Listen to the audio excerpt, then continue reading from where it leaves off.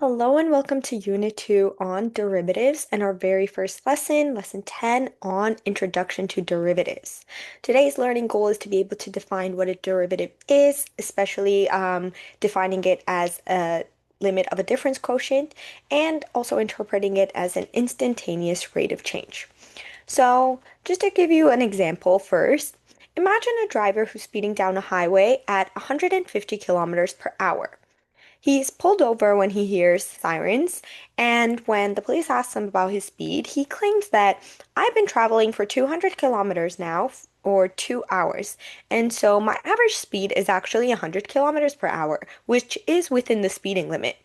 But as I'm sure you know from real context, the police will say, nope, you're still getting a ticket, and your speed in this moment that I saw you was 150 kilometers per hour. And so police officers actually charge you based on your instantaneous speed and not your average speed. So your speed at any given moment. And that's exactly what a derivative is. It's the instantaneous rate of change. So given a function, we're thinking how much our output is changing when the input is slightly changing. So before we get into what derivatives are, just some derivative prerequisite skills here. Please make sure first you're comfortable with exponent laws. So, how to simplify any of these expressions. Soon, when we start working with more complex functions, we are going to have to simplify our expressions. So, it's really important to know these. I've included a video for you as well on Google Classroom. So, please familiarize yourself with that, especially now you've seen limit laws, and soon we're going to see derivative laws. So, please make sure you know the difference between these and how to work with each of them. Next is the equation of a line. So you've already seen, sometimes you might be asked to find the equation of the tangent at a specific point. So it's important to know that given the slope and the specific point, how you can find the equation of a line. Pretty much you just have to solve for b, the y-intercept, and be able to write your equation as y equals mx plus b. Next is just simplifying expressions. So partially that has to do with exponent laws, but also just knowing when you're multiplying to do distributive property, as well as when to simplify expressions. Again, because we're going to be working with more complex functions, so it's important to be able to simplify them using different algebraic tools. And finally, are factor theorems. So sometimes you'll be given these functions and it's helpful to factor them in the limit to be able to simplify. So please make sure you know these all follow specific rules, what that rule would be. And of course, one that's not included there, just thought it was pretty self-explanatory, is our difference of squares, which will be a plus b times a minus b. So please make sure you can complete all of these before you start the lesson. And if you have any questions, please reach out prior to getting into derivatives. So starting with our first example now, where we're looking at the slope of a tangent of a quadratic. So here you're asked to find the slope of a tangent at a point x f of x for the function f of x is equal to x squared, which is our parent function of the quadratic. So from lesson 3, recall that the slope of the tangent of to the graph f of x at a specific point, so the point, for example, here, a, f of a, is given by, remember m is just our slope notation, the limit of the change of x approaching 0 of the change of y over the change of x. And this can also be written as the limit of h approaches 0 of f of a plus h minus f of a over h. And that was just us looking at our x values getting slowly closer to a specific point, so here being a, and how the output is changing. So again, that instantaneous rate of change at the point a, f of a, and how we find that is by picking points closer and closer with the x values getting closer and closer to a, and we see how much the output value is changing. And this limit also has to exist. So considering our limit rules, we have to be able to find a solution here. Now, the slope of the tangent for a point x f of x for the quadratic function can now be written as m limit of h approaches 0. And here I'm just writing, this is just f of um, x plus h and minus f of x. And because we have our quadratic function, this is just x plus h squared minus x squared. And if you expand this to get x squared plus 2hx plus h squared, we can now simplify by factoring out, well, these two first simplify out, and then we're left with h times 2x plus h. And considering we had that h approaches 0, initially here, this function is not defined because our denominator would be 0. So our goal was to find an expression where we can factor this h out and be able to simplify with the h in the denominator, which is exactly what we've done. So we are left with the limit as h approaches 0 of 2x plus h. And this is just equal to 2x by substitution because here it is defined for h equals 0 and we're left with 2x. So now if I ask you what's the slope of a tangent at any of these x values, you'll be able to tell me here it is m equals 2 1 times 1, so 2x, this is equal to 2. Here, m is equal to 2, negative 1, and negative 2. Here, m is equal to 2 times 2 is 4. And finally, m is equal to 2 times 3 is 6. And now you have the slope of the tangent at any of these points. So if I ask you to find the equation of the tangent at any of these points, all you have to do is remember that this is the point 1, 1, this is the point negative 1, 1, and this just comes from x squared, right? Because that's our output. Here we have 2, 4, and 3, 9. So you have a point, you have its slope, so you should be able to find the equation of the tangent given the point and the slope for any of these. And now, does the slope of the tangent of the quadratic function exist for all values of x? So to consider that, first we have to consider the function itself. So f of x is equal to x squared. And we know here that the domain of this function is the set of real numbers. So x is in the set of real numbers. So any x value we pick, this function is defined.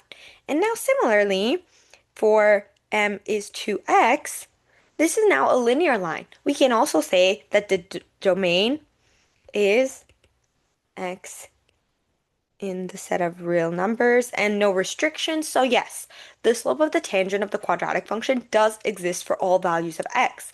And now if I asked you the slope at x equals 324, you'll be able to tell me this is 648. And you have the point, which would be 324 and 324 squared there as your point. And you have the slope, so you will be able to find the equation of the tangent there. Now we're getting introduced to our derivative function, which is that limit we just saw. So the limit as h approaches 0 of now at a specific point. So f of a plus h minus f of a over h. And this has the following interpretations. So we can say that this is the rate of change of y equals f of x at the point p, which is a and f of a for any given function. It doesn't have to be our quadratic function anymore. Any function f of x. And we can also think of this as the slope of the tangent to the curve y equals f of x with respect to x at a. Or finally, we can define it as the derivative of y equals f of x with respect to x at x is equal to a. And one thing I want to highlight here, which is very important, is that with respect to x. The reason for that is our input value is x. If you had the function f of t, it would have to be with respect to t. So this would be with respect to t. and then it would be at the point, um, for this one, it would be P of T, or, well, no, we would still be picking, or it would be T is A, and your point would still be the same. Okay, so please make sure you're watching out for what your input variable actually is. And now, generalizing that, so these were for a specific point, A, f of A, but now we want to generalize it. So we say the derivative of a function f of x is denoted f prime of x, so it's read as f prime at x, and it's defined by f prime of x at x and limit of h approaches 0 of f of now x plus h, because we don't have that a anymore, so it's now changed to x plus h minus f of x over h. And again, provided that this limit exists. Now we have two different notations for the derivative function. So first is Lagrange notation, and this is shown by exactly what we just saw, that prime notation. So we say f prime at x, or if you're looking at y, we say y prime.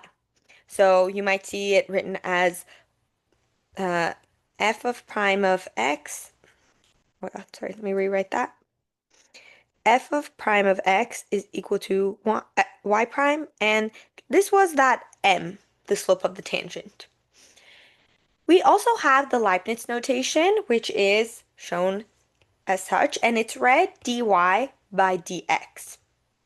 So we can also now write this one as dy by dx. And same thing as I mentioned up there, this is only because our input function is, or our input variable is x, and we're given the function f of x. But if we had f of t, then we would have f prime of t. This could still be y prime, and we would have dy by dt. So again, that input variable there is important. You might have also had the function, for example, speed, which is shown by s, and this one we would have s prime, and this would be ds over dt. So how your input and output are defined really matters when it comes to the notation of the derivative. You have to make sure you're following the same variables in order to have correct notation. So in this course, we mostly work with y and x, so those are the ones you're going to see most often, but please be comfortable with other variables, and between these two notations, please make sure you're comfortable with both Lagrange and Leibniz notation because they will be used interchangeably, so you have to be able to know that they both mean the same thing. Now we're going to be talking about a concept of differentiability, and we actually are going to come back to this concept later on to see what it looks like algebraically, but for now I just wanted to show you what it looks like with some graphs.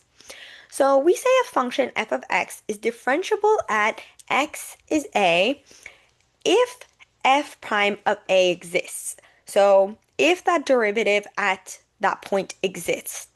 And at points where the f is not differentiable, we say that the derivative does not exist, and that can be sometimes shown by the notation dne. So remember, it does not exist.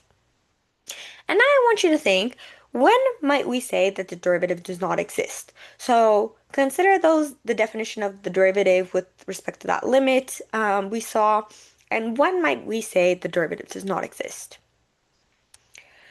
So for sure, when that limit itself does not exist, then the derivative does not exist. But for example, I'll give you one example here.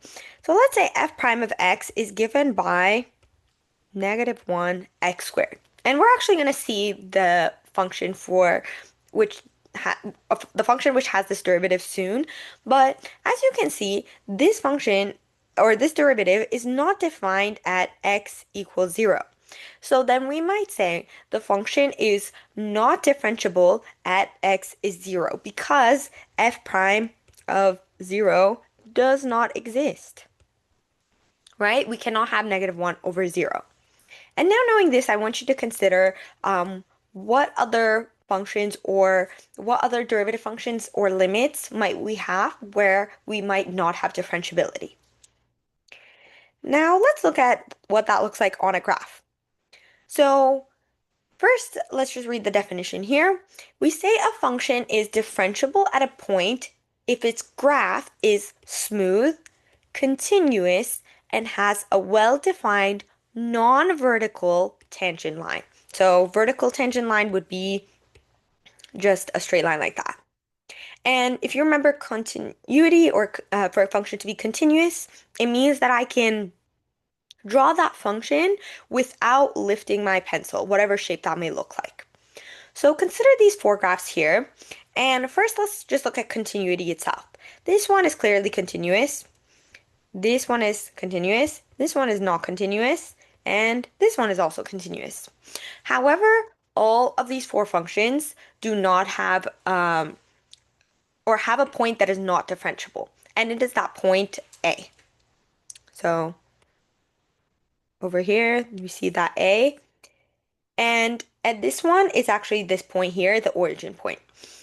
So in the example of the cusp, we have a vertical tangent line, or here we have a vertical tangent line. So, or this one we have a vertical tangent. This one is not differentiable. Same with here, it's not continuous, so we have to lift our pencil up there, so it's also not differentiable.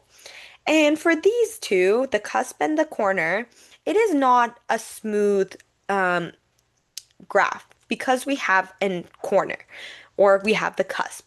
So in these four graphs, we say that the function is not differentiable at x is equal to a. And again, keep in mind here, a is just 0. Now, a question for you. Can a function be continuous at a point but not differentiable?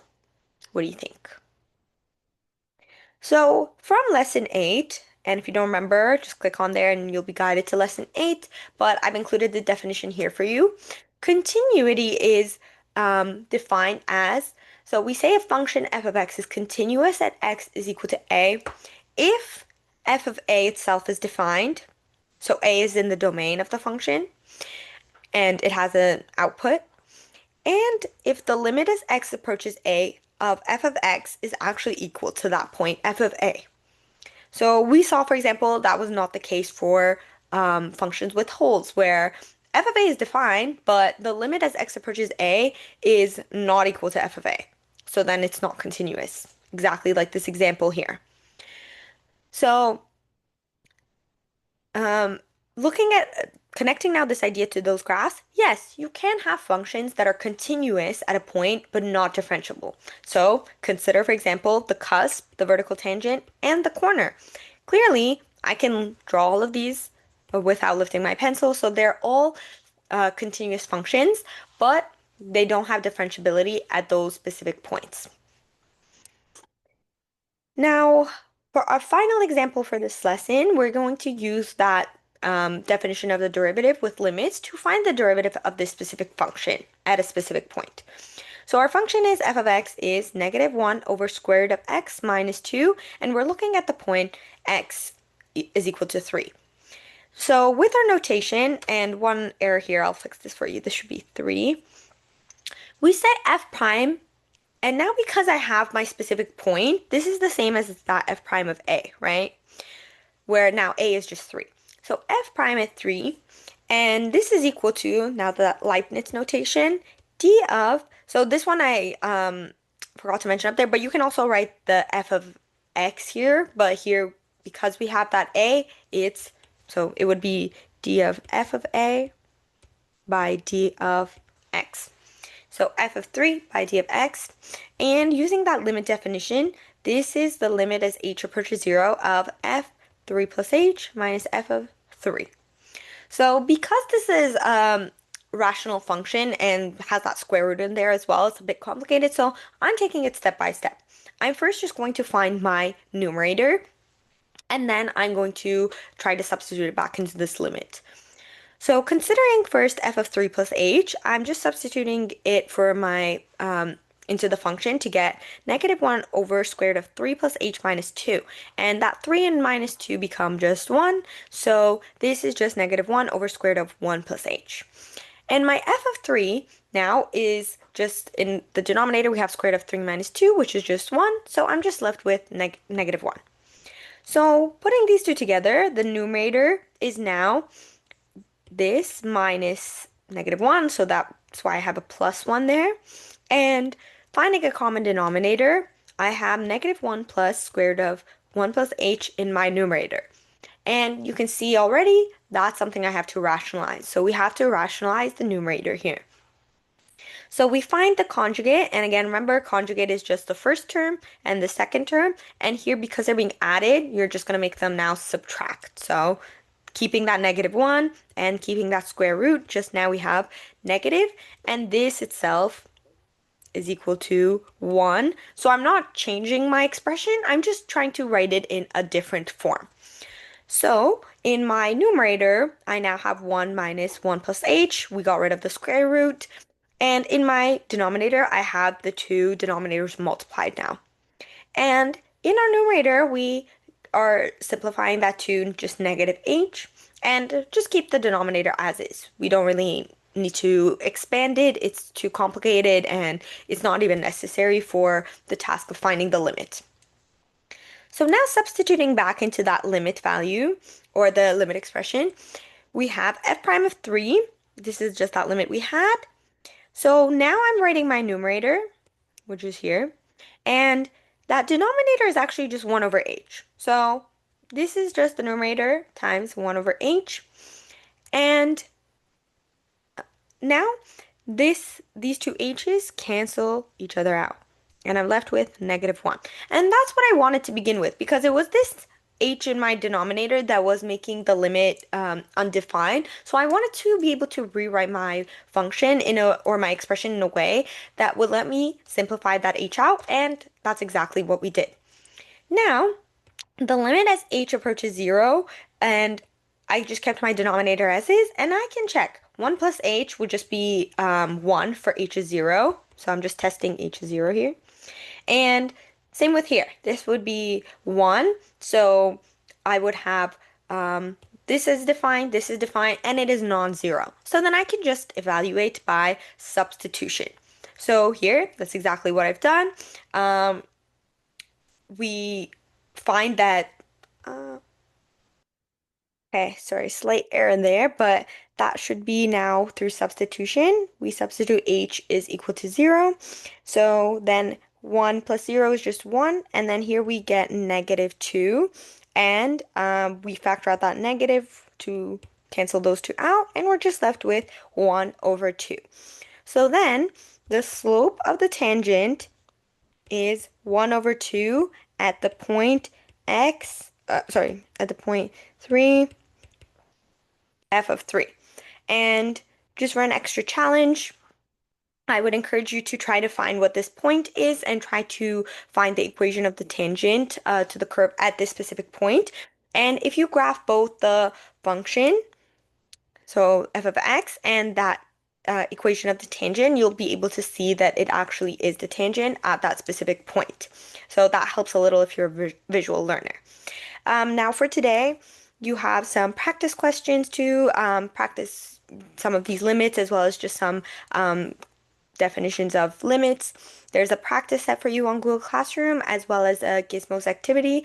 So please check those out. And if you have any questions, please don't hesitate to reach out, and I'll see you all next class.